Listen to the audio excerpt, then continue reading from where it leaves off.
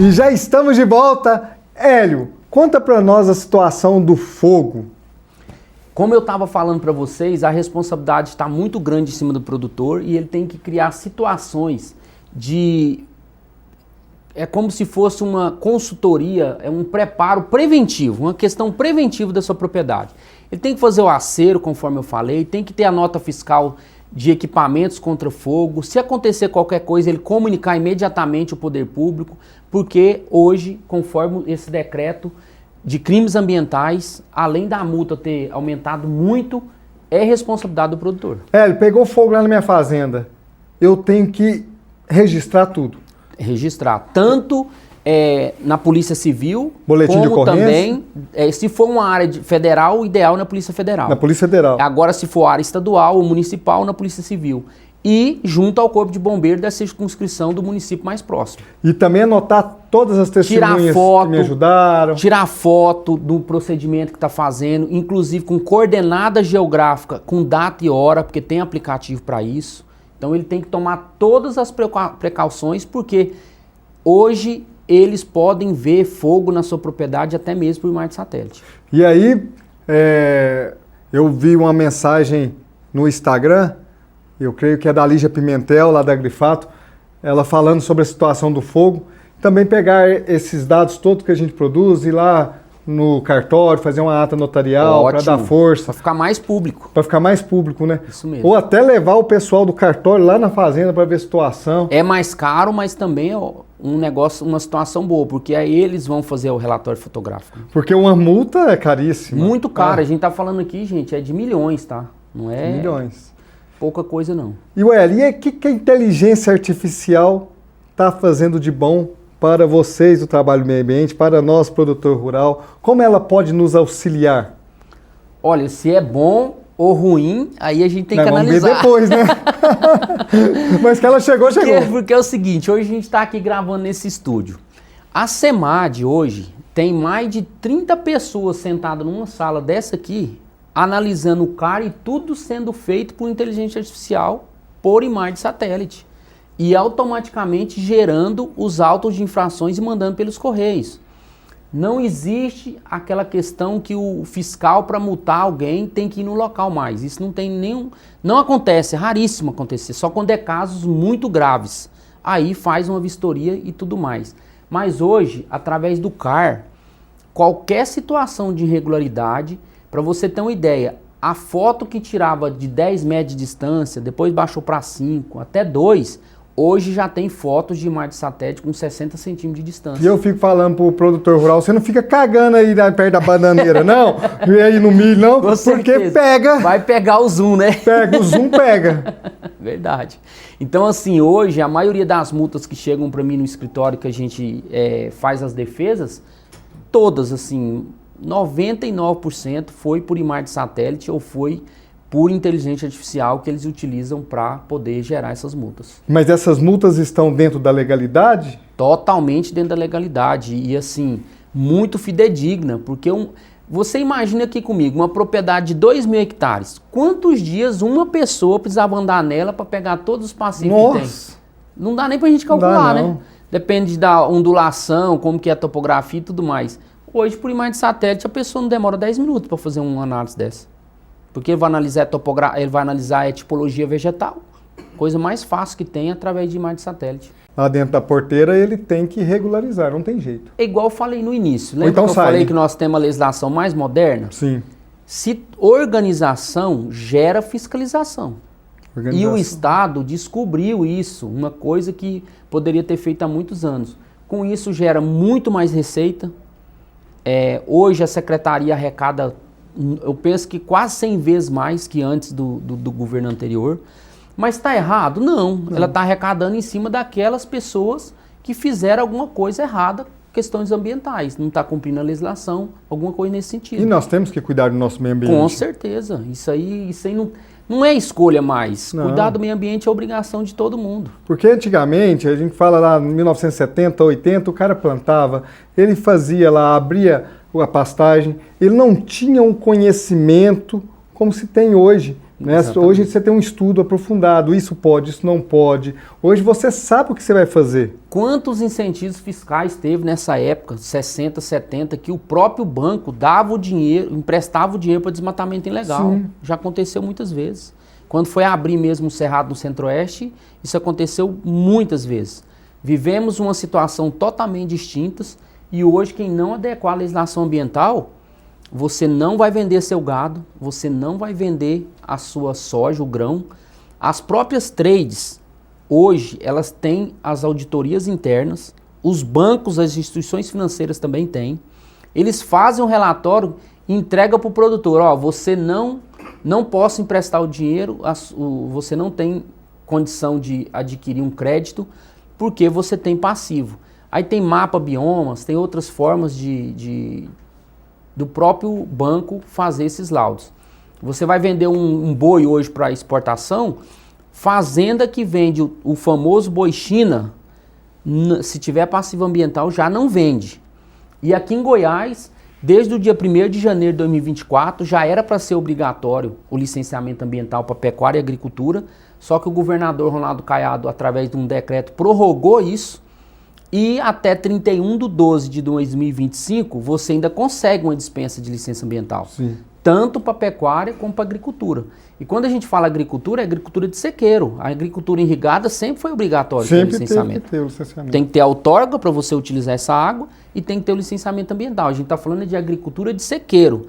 É aquela que é feita durante o período chuvoso. Então, a partir de 1º de janeiro de 2026... certamente não vai ser prorrogado novamente, que já prorrogou 2 vezes. O produtor tem que ter licença ambiental agora, é da sua propriedade. Então ele tem que organizar antes. Se ele tiver passivo ambiental, então, hoje para você regularizar um passivo, mesmo com a legislação moderna, um sistema IP que funciona bem aqui em Goiás, ele vai demorar de 3 a 10 meses. Então, é bom a gente deixar... bem em cima da hora já, praticamente. Tá bem em cima da hora, produtor. Se você tiver um passivo, ou se você não sabe o que é o passivo, você tem que correr atrás de pessoas experientes. Tem um Hélio no Instagram, que é @ Meu nome mesmo, Hélio Jove, o Hélio é sem o E e o Jovem é sem o M. Então é Hélio Jove. Eu posto diariamente situações que ajudam o produtor. No seu Instagram tem muitas orientações. Muitas. Sobre o que o produtor deve fazer, como o produtor deve procurar para resolver a sua situação. Porque toda situação tem uma resolução. Exatamente, conforme eu disse aqui também. Independente do que seja. Agora acabou, vou perder minha propriedade. Isso não existe. Existe solução, com certeza pode doer mais no seu bolso ou não, vai depender da degradação ambiental e o problema ambiental que a pessoa tem, mas com a Lei 21.231, com a Lei 20.694 e com o Decreto 9710, o produtor ou o industrial ou o minerador só não regulariza o seu empreendimento realmente se não quiser. Em 2019, em Goiás, estourou 8 barragens. Sim. E isso veio um pouco com a ligação que teve com aquela barragem de rejeito lá de Mariana, em Minas Gerais. Uma coisa não tem nada a ver com a outra. Existe barragem de rejeito que é feita da mineração, que tem metais pesados e tudo mais. E o nome fala, né? Rejeito. É aquilo que você explora da mineração, você armazena num local, aquilo vai ficar ali para sempre. E aí tem um aterro da mesma forma de uma barragem de água. Mas acabou que isso influenciou e que está na mídia, influencia mesmo, sim, não tem como. Foi divulgado muito. E aí Goiás, que não tinha controle nenhum dessas barragens, mesmo que a lei de segurança de barragem é desde 2010, 10 anos depois ainda não tinha nenhum tipo de controle, a Secretaria Estadual do Meio Ambiente fez uma fiscalização muito assim, firme, tem que fazer um cadastro, que esse cadastro, todo produtor que tem barragem, independente do tamanho, tem que fazer um cadastro. Esse cadastro, o prazo, depois de prorrogado 3 vezes, venceu, por último, dia 31/4/2024. E agora em abril. Já venceu. Já venceu. Só que o órgão ambiental, ele está deixando fazer os cadastros e não está multando. Aí nós vamos para um outro caso. A barragem tem mais ou menos de 1,2 hectares. E o aterro dela é mais ou menos de 3 metros de altura. Isso então, 1,2 hectares é o quê? 12 mil metros quadrados. Ou 3 metros de altura de aterro, que é alto. Muito alto, né? Então a maioria enquadra nesse caso. Aí ele vai requerer uma dispensa de outorga, que também já venceu o prazo, 30 de maio de 2024, e vai requerer uma dispensa de licença ambiental, que tem o prazo ainda até 31/12 agora.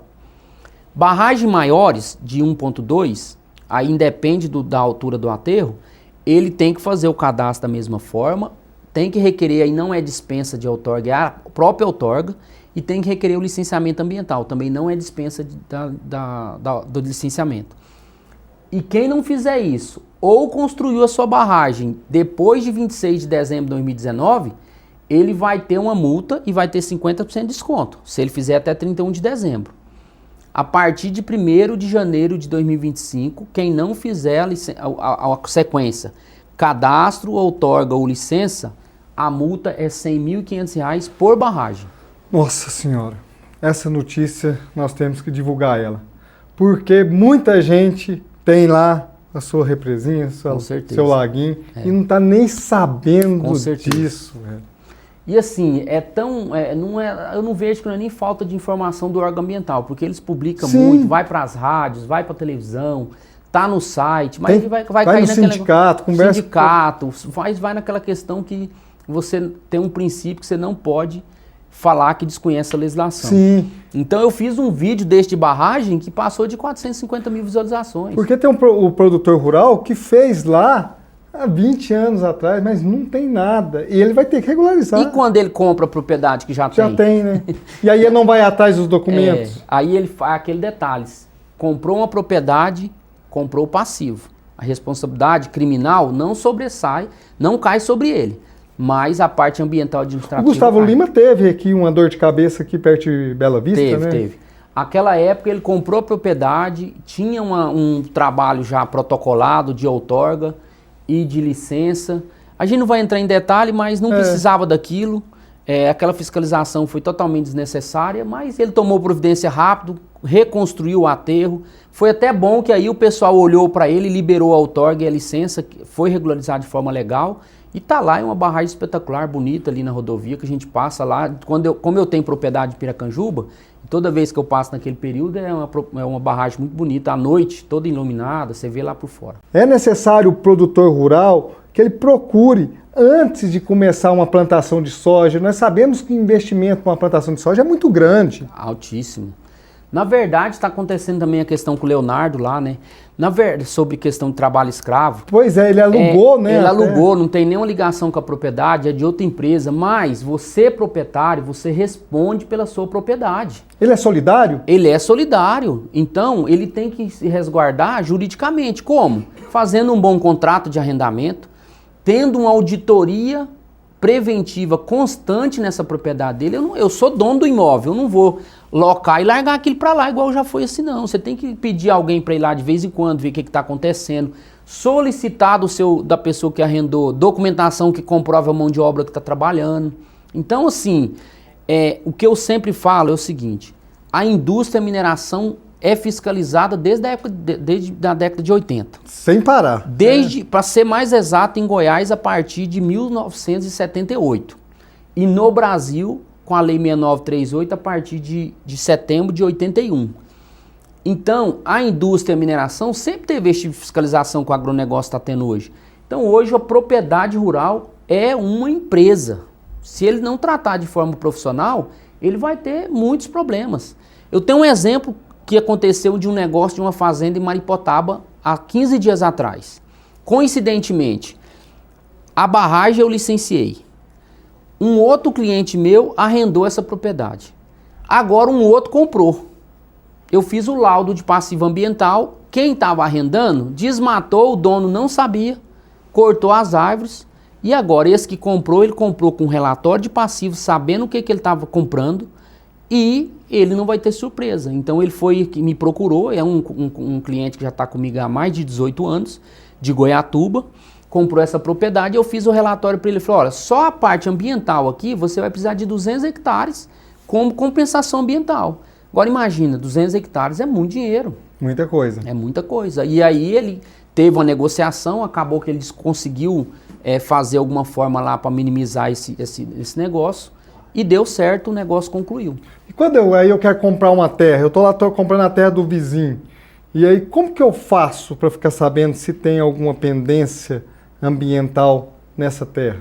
Olha, todo processo ele é público, tá? Todo processo ambiental ele é público. Você, com algum advogado, basta o OAB, nem procuração não precisa, já consegue ter acesso. Mas o ideal é fazer aquilo que eu disse antes, um laudo de passivo ambiental. Laudo de passivo ambiental. Que aí você vai analisar a propriedade desde a documentação e também a questão ambiental nesse Porque período. eu não estou comprando, micharia, eu não estou gastando uma fortuna, eu vou comprar uma terra. Você falou aí, 200 hectares é para ele arrumar... Compensar o que está de passivo. Compensar o passivo. Isso. 200 hectares, nós vamos voltar isso em dinheiro, quanto que ele vai ter que investir, porque isso é um investimento.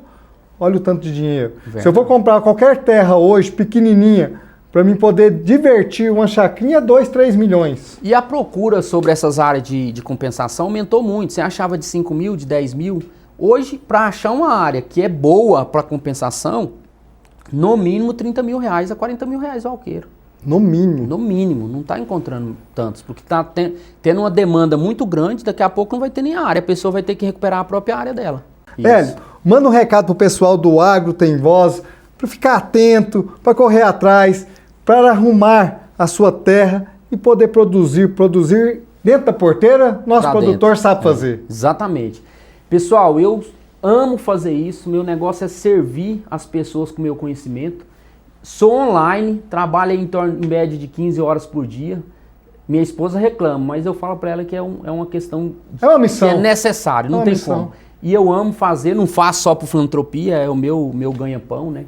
E se você precisar, estou sempre à disposição para ajudar com o conhecimento aí da legislação ambiental. Hélio, muito obrigado por participar do programa O Agro Tem Voz.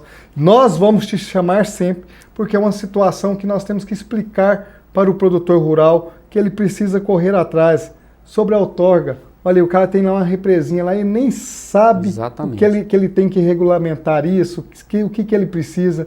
Então, o Hélio está em todas as redes sociais, entre aí no Instagram dele, mande uma mensagem, converse com ele, porque talvez até você vendo o conteúdo do Instagram dele, você resolve sua dúvida. Com certeza, resolve muitas coisas. Manda o Instagram de novo pro pessoal aí. Hélio Jove, o Hélio é sem o H, o Jove é sem o M. Hélio Jove, Instagram, também tem YouTube, Facebook é o meu nome também. E meu WhatsApp, se a pessoa colocar meu nome lá no Google, ele vai ver mais meu WhatsApp do que tudo. Vai achar. Vai encontrar. Hélio, muito obrigado. E você que precisa regulamentar, entre lá, olhe tudo. É necessário para você produzir dentro da porteira tranquilo. Sebastião Parreiro, o Agro Tem Voz. Já já nós estamos de volta.